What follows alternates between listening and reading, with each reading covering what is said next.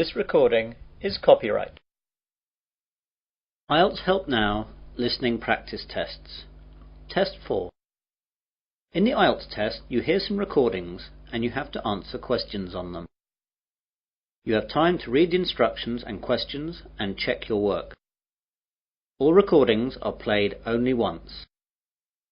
Now turn to Section 1. Section 1. You will hear a conversation between a man and a receptionist on the subject of joining a surgery. First, you have some time to look at questions 1 to 5.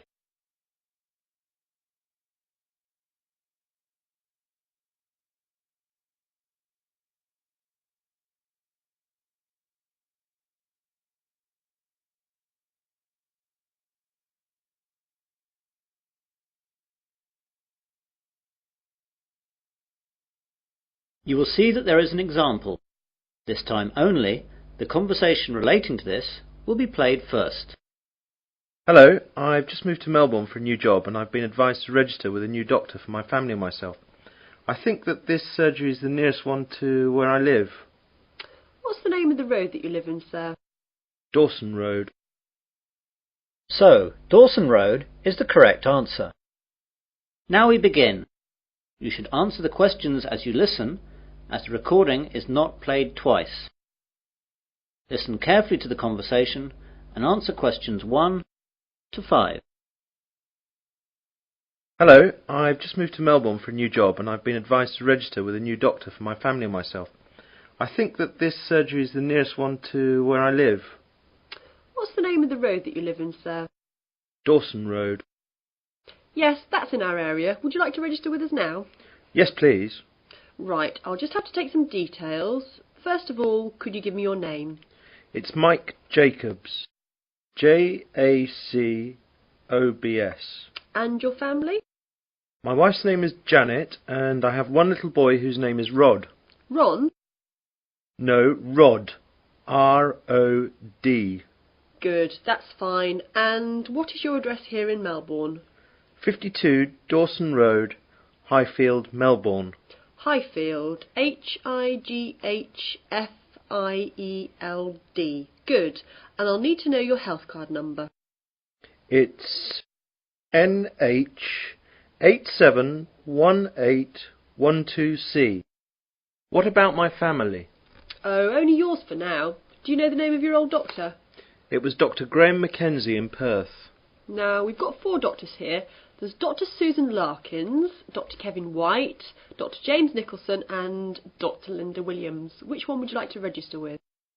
Oh, I didn't think of that. Well, I think I would like a man as my doctor. I'll go for the last one. Was that one a man? No, that was Dr. Linda. How about Dr. Kevin? Yes, that will be fine. Right, Dr. White it is. Will that be the same for your family? Oh yes, my wife might not want a man as her doctor. Well, we'll leave it as it is for now, and my wife can change if she wants to. Before the conversation continues, you have some time to look at questions 6 to 10.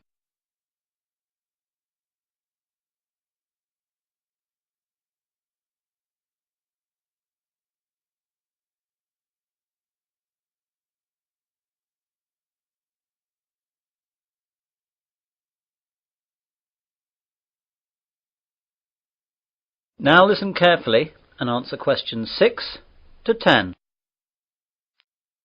I'd like to make an appointment now for my wife. She wants to come in at the end of the week. How about this Friday morning? That's Friday the 21st. I don't think she can make the morning. Any openings in the afternoon? There are appointments available at 2, 2:30 and 3:30. We'll take the first one, please. OK, that's done. Oh, and what shall my wife do if she wants to switch doctor? She can just give us a call here. Do you want to take the number down? Yes, please. It's 72539829. Can you give me your name, please? My name's Angela, but there are 2 other girls who might be on duty as well. Their names are Elizabeth and Rachel, but it doesn't matter who's on duty. Anyone can take care of it. Now, what do we do if we need to call out a doctor during the night? We've got a rotation system with the doctors in the area. There's a mobile number you can call and that'll get through to the doctor who's on duty. What's that number? It's 0506 759 3856. Got that. I didn't ask about any charges. Like all Australia, prescriptions have to be paid for at the chemist at the prevailing rate.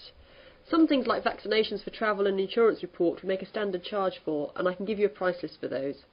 Consultations, though, are under the National Health Service, so they'll be free. Great. Well, that's all. Thanks and goodbye. Goodbye. That is the end of section 1. You will now have half a minute to check your answers.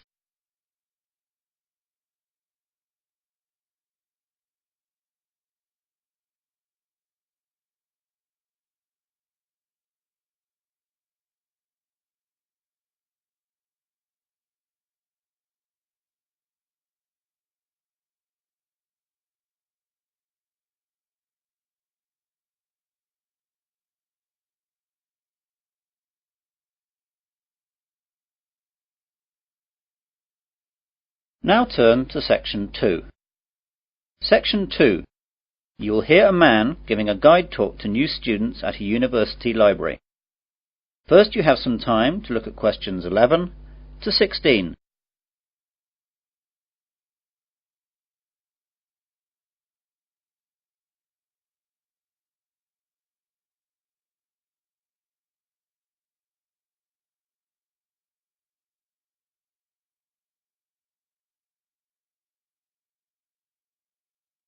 Now listen carefully to the guide talk and answer questions 11 to 16. Good morning, everyone. I'd like to welcome you all to Wesley University Library. This is a 20-minute tour around the library to show you all the facilities and all you'll need to know to start off your life here as a student at the university. What I'll start by doing is telling you about what you need to do to join the library. Then I'll briefly tell you about our facilities, and then I'll guide you quickly round and show you everything. So, to join the library, you need to go to the reception between the hours of 9 AM and 5 PM. After that, the reception closes, though all the other facilities will stay open until 10 PM. At the reception, they'll give you an application form. After you fill that in, you'll have to give us the fee of £5, which you have to give us every year that you're a member of the library.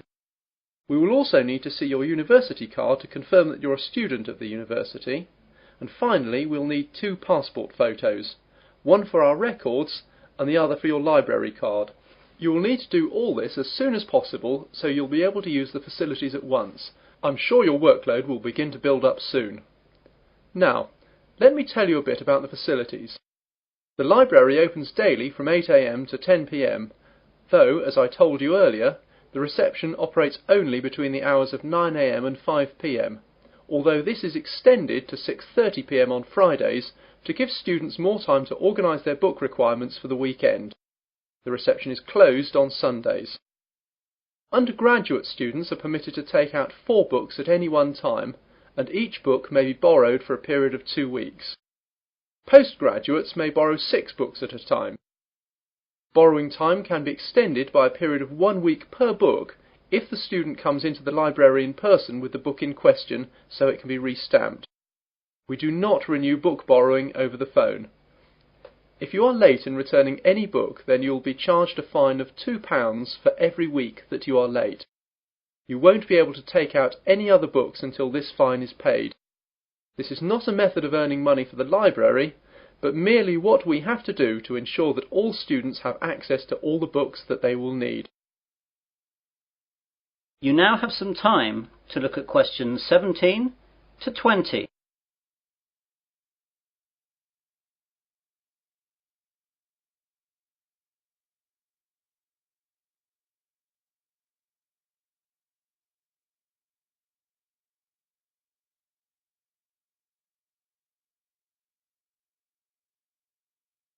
Now listen to the rest of the guide talk and answer questions 17 to 20. OK then, on to the layout of the library. We're on the ground floor of the library at the moment. Here we have the reception, the computers, which you can use to search for books and their location, and the bathrooms, which are behind the reception. The rest of the ground floor is taken up by the non-lending section of the library. Here we keep all the books which are either too valuable or are used too much to lend out. You can reserve time with these books at reception and use them during any time that the library is open, but, of course, you may not remove them from the library. On the first floor above us we have the arts section, which includes books that students will need for subjects such as languages, literature, art and history. On the second floor is the science section. We'll see these in a minute. Of course, individual departments will usually have their specialist libraries in their buildings, though the computer catalogues here will list them so you know where to find everything, whether it's here or in the specialist libraries. Finally, in the basement we have the stack system, which contains the university collection of magazines and journals that we have collected and to which we subscribe. If there's anything that we do not have or that you can't find, please go to reception and let them know the details. The university operates a swap system with other universities, and we can arrange for volumes that we do not possess to be sent here on a limited loan. Well, those are the basic details about the university library. That is the end of section 2. You will now have half a minute to check your answers.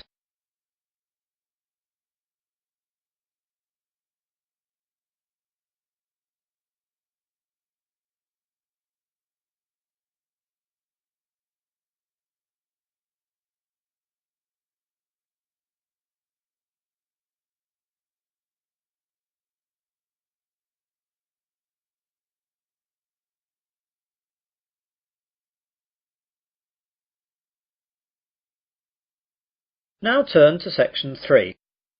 Section 3. You will hear a tutor and 3 students discussing their work. First, you have some time to look at questions 21 to 27.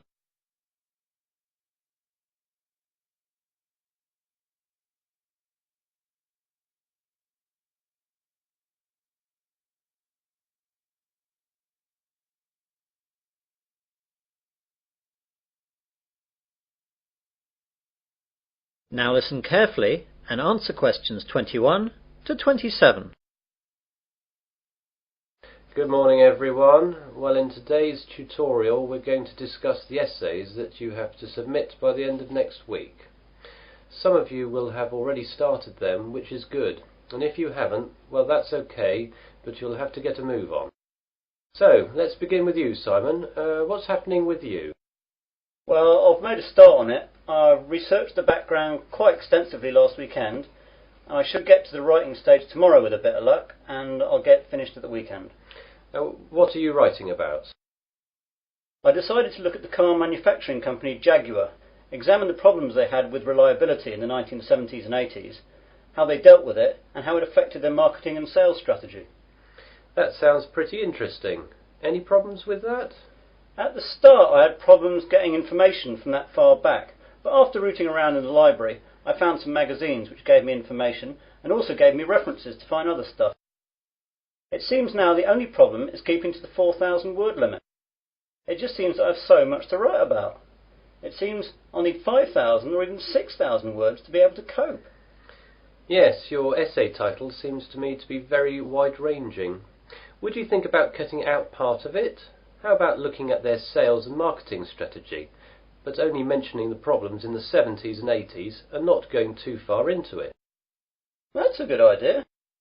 That will make it much easier to handle. By the way, how do you want us to hand in our work? Do you want us to drop in a hard copy to your office? You could do that, but I'd prefer it if you just emailed it to me as an attachment. You've all got my address. If not, give it to the secretary, clearly marked that it's for me. Right, Jennifer, how about you?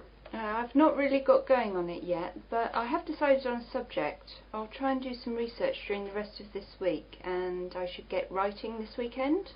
Okay, what are you writing about then? I want to look into how supermarkets use market surveys to develop their products. Will you have enough time to find out what sort of things that the supermarkets do? You won't have much time for that. I should be okay. I've had a look in the stack system in the library and I found a magazine that surveyed all the UK major supermarkets and a trade publication that analysed the same things in Canadian supermarkets. Be careful about using their conclusions too much. The university takes a tough stance on plagiarism. Make sure you properly list where you get your information from in a bibliography and try and do your own analysis. Get going too, as that analysis will take a bit of time. Okay, thanks. You now have some time to look at questions 28 to 30.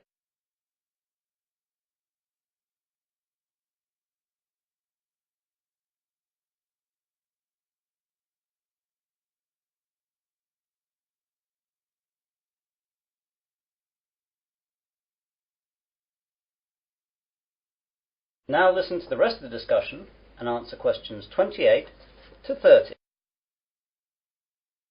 And Melanie, how is your work going? I'm a bit behind, I'm afraid. I was sick all last week and the weekend with flu. I've got a subject, I think, but I've not done any work on it yet. Is there any chance I can get an extension to the submittal date?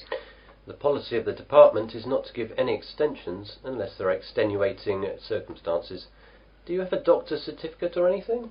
I went to the doctor's, but I didn't get a note as I didn't realise I would need it. The doctor will have a record of me, though, as I got a prescription. I'll go back and get one. Yes, do. If you get one, then there shouldn't be a problem getting an extension.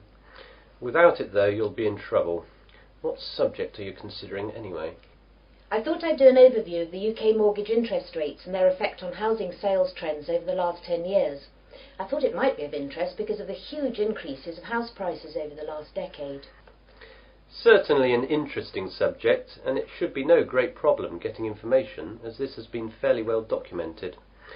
It's a lot of work again, though, and you'll really need to get cracking on it, even with the extension, if you get one. Well, I've not got much on for the rest of the week, and I've set aside the weekend to really get to grips with it. Good. Now, is there anything else? That is the end of section 3. You will now have half a minute to check your answers.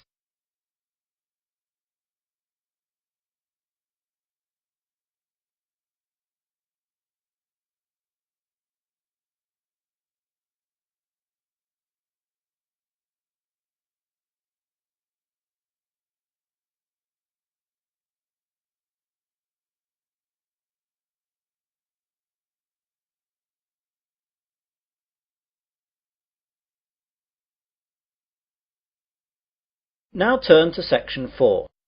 Section 4. You will hear part of an Earth Sciences lecture.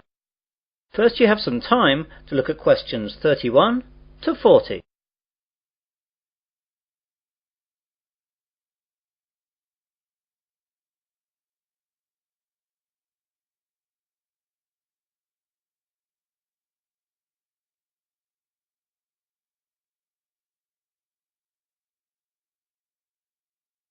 Now listen carefully and answer questions 31 to 40.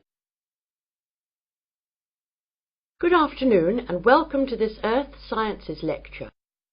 Today we're going to look at tidal waves, or more correctly, tsunami. Deep below the ocean's surface, tectonic plates collide, and every once in a while these forces produce an earthquake. The energy of such submarine earthquakes can produce tidal waves which radiate out in all directions from the epicenter of the quake, moving at speeds of up to 500 miles per hour. When these waves reach shore, they can cause enormous destruction and loss of life. Tidal waves are actually misnamed. They are not caused by tides. A more accurate word for them is the Japanese name tsunami, which means harbour wave. They are also sometimes called seismic sea waves, since they can be caused by seismic disturbances such as submarine quakes. However, that name is not really accurate either, since tsunami can also be caused by landslides, volcanic eruptions, nuclear explosions, and even impacts of objects from outer space, such as meteorites, asteroids, and comets. Earthquakes, though, are the largest cause of tsunami. Tectonic plates cover the world's surface, and their movement can be detected anywhere in the world. Some areas of the world are more prone to greater movement, and it is in these places that the largest waves can occur. Large vertical movements of the Earth's crust occur at plate boundaries, which are known as faults. The Pacific Ocean's denser oceanic plates are often known to slip under continental plates in a process known as subduction. And subduction earthquakes are the most effective in generating tsunamis. A tsunami can be generated by any disturbance that displaces a large water mass from its equilibrium position. In the case of earthquake-generated tsunamis, the water column is disturbed by the uplift or subsidence of the sea floor. Submarine landslides, which often accompany large earthquakes, as well as collapses of volcanic edifices, can also disturb the overlying water column as sediment and rocks slump down, and are redistributed across the sea floor. Violent submarine volcanic eruptions can create an impulsive force that uplifts the water column and generates a tsunami. Conversely, supermarine landslides and cosmic body impacts disturb the water from above as momentum from falling debris is transferred to the water into which the debris falls. Generally speaking, tsunamis generated from these mechanisms, unlike the devastating Pacific-wide tsunamis caused by earthquakes, dissipate quickly and rarely affect coastlines distant from the source area. Tsunamis are very hard to detect since they cannot be seen when they are in the deep ocean. The distance between two wave crests can be 500 kilometers, and because of this, the wave height is only a few feet. Because the rate at which a wave loses its energy is inversely related to its wavelength. Tsunamis not only propagate at high speeds, they can also travel great transoceanic distances with limited energy losses. As the tsunami reaches shallow water, however, its speed decreases, but the energy it contains remains about the same. Instead of travelling fast, the wave rises high. The National Oceanic and Atmospheric Administration has set up a seismic detection system to monitor earthquakes and predict the possible arrival of tidal waves for Pacific countries. Buoys at sea can also detect water pressure changes that can indicate tsunamis moving through the ocean. But when tsunamis originate near the shore, there is often little chance to warn people. Let's look at some examples of tsunami and their causes and effects. Some can be relatively harmless. In 1992, an offshore landslide caused a tidal wave of only about 3 feet high that struck at low tide, so Humboldt County, where it hit, got off easy with no casualties. On January 13th in 1992, a Pacific Ocean earthquake off the coast of San Salvador, registering 7.6 on the Richter scale, did not cause any ocean disturbance at all. However, a recent tidal wave which struck Papua New Guinea on July 17, 1998, was 23 feet high and killed at least 1,200 people. This wave was caused by a magnitude 7.1 submarine earthquake. On July 17, 1998, a Papua New Guinea tsunami killed roughly 3,000 people. A huge underwater volcanic eruption 15 miles offshore was followed within 10 minutes by a wave some 40 feet tall. The villages of Arop and Warapu were destroyed. One of the worst tsunami disasters engulfed whole villages along Sanriku, Japan, in 1896. An underwater earthquake induced a wave of 35 feet, drowning some 26,000 people. Finally, about 8,000 years ago, a massive undersea landslide off the coast of Norway sent a 30-foot wall of water barreling into the uninhabited north coast of Europe. If this were to recur today, as scientists say it could, almost anywhere in the world, it would cost billions, if not tens of billions of dollars, to repair the damage to coastal cities and kill tens of thousands of people. That is the end of section 4. You will now have half a minute to check your answers.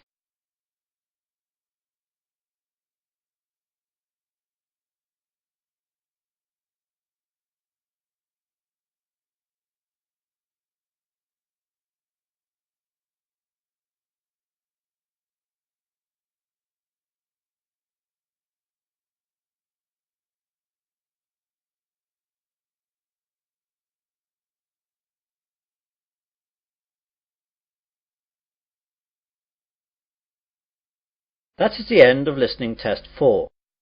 In the Ielts test, you would now have 10 minutes to transfer your answers to the listening answer sheet.